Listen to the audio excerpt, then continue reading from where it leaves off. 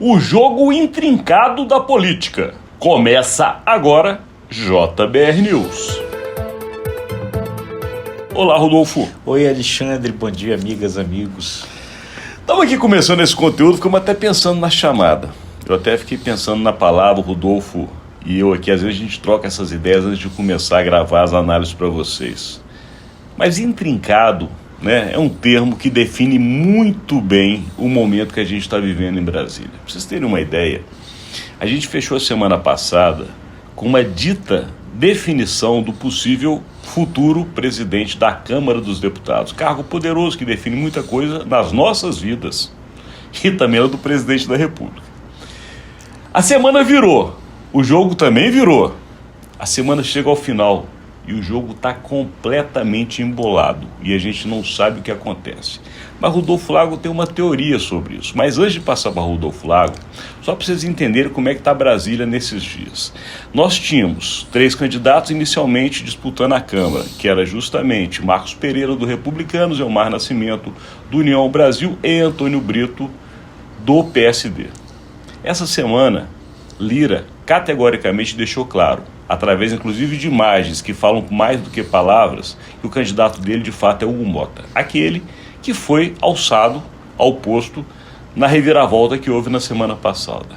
Elmar Nascimento, antigamente tido como candidato do Lira, não aceitou, ficou incomodado. Lira leva Elmar Nascimento ao Palácio do Planalto, porque esse Lula que hoje é tão importante nessa decisão como no passado não foi, precisava do presidente conversar com o Elmar.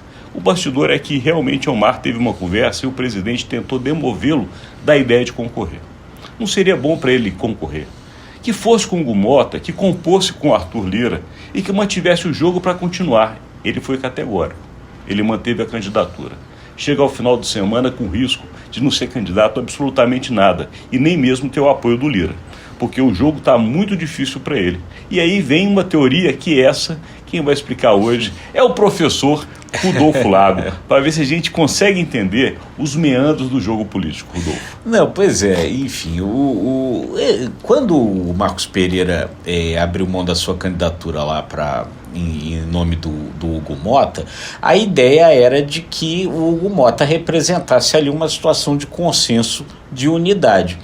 Coisa que não aconteceu, porque o Elmar Nascimento manteve a candidatura dele, fez um acordo com o outro candidato do PSD, o Antônio Brito, de um apoiar o outro, enfim. Então hoje nós temos, na verdade, esses 3 nomes na disputa, o que deixa a coisa imprevisível.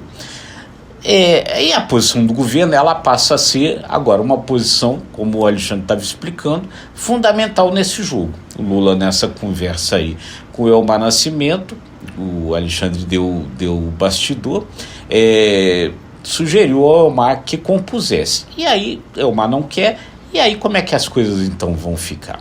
As coisas vão ficar, pelo que for, melhor para aquela turma lá, Alexandre. Essa que é a grande questão. E aí é interessante a gente mencionar aqui para vocês, é isso que o Alexandre estava dizendo, um estudo recente que foi feito por 3 cientistas políticos que fizeram uma pesquisa junto ao próprio Congresso, junto à própria Câmara dos Deputados, para tentar entender como pensa o Centrão, que é a turma que hoje manda ali no Poder Legislativo. E aí eles chegaram à conclusão seguinte: o Centrão, quando surgiu lá na Constituinte, ele já era pragmático e fisiológico, mas ele tinha um viés ideológico também, porque ali estava trabalhando, se unindo para tentar evitar que a Constituição que estava sendo escrita naquele momento fosse menos de esquerda do que eles queriam. Então eles se uniram naquele momento para isso. Mas também fisiológico, tanto que o lema era dando que se recebe, né? Subvertia lá a frase de São Francisco e tal, da oração de São Francisco, com esse caráter fisiológico. Mas esse estudo mostra que agora essa turma é ainda mais fisiológica e ainda mais pragmática do que antes e mais independente também. O estudo mostra o seguinte, que eles trocam mais de partido do que a média. Então, o pessoal do Centrão trocou quase 3 vezes de partido antes de chegar à Câmara, quando a média é um pouco mais de 1. Essa turma também aceita menos o comando partidário. Os partidos do Centrão são os que mais liberam bancada na hora de votar. Então o jogo ali é individual, é no varejo, é 1 a 1. Agora, o que significa isso também? Além de ser no varejo, ser 1 a 1 e ser na troca de benesse, quer dizer, é troca por verba, é troca por algum cargo, é troca por alguma posição, essa turma quer sempre estar no poder, quer sempre estar ao lado do governo, seja qual o governo seja, e aí, no caso de uma disputa intrincada como essa para a Câmara dos Deputados, o que essa turma não faz de jeito nenhum? Não aposta no cavalo errado. Essa turma não embarca em canoa furada. Ou seja, eles não vão perder a eleição. Lira está no comando e ele foi para Hugo Mota porque ele entendeu que para continuar comandando, ainda que não sentado na cadeira de presidente, é ter alguém que vai de fato ganhar aquela cadeira. E o nome hoje é Hugo Mota. Não era o candidato de Lira, só para que vocês saibam.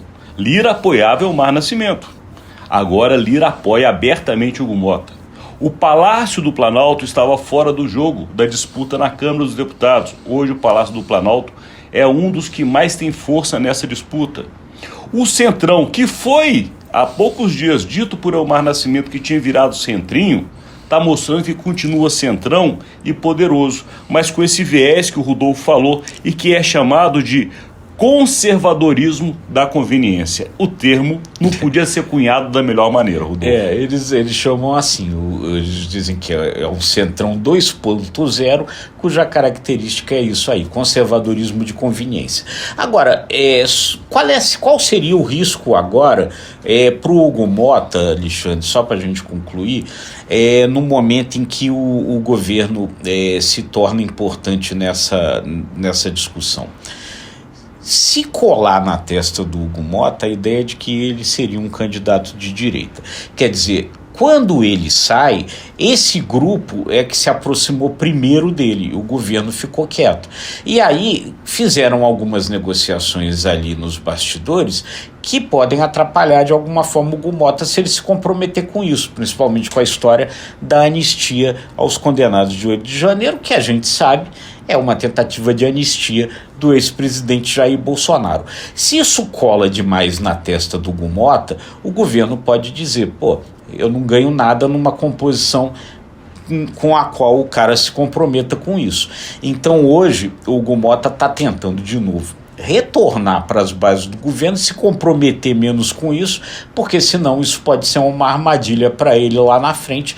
É nessa armadilha que aposta a turma que está do outro lado, Elmar Nascimento e Antônio Brito. Por outro lado, ele tem que ter muita habilidade no jogo para que também não seja considerado pelos seus pares, os demais deputados, como um candidato do governo, que também os deputados não querem um candidato que eles consideram subordinado à vontade do presidente da República. Então ele vai ter que saber caminhar com muita sabedoria entre os dois lados. Mas o que tudo indica, Rodolfo, e a gente sabe, os caciques ali do Congresso, eles definem os seus sucessores, é que pelo menos por hora o cara que será o candidato com condições de ganhar a presidência da Câmara ainda é Hugo Mota.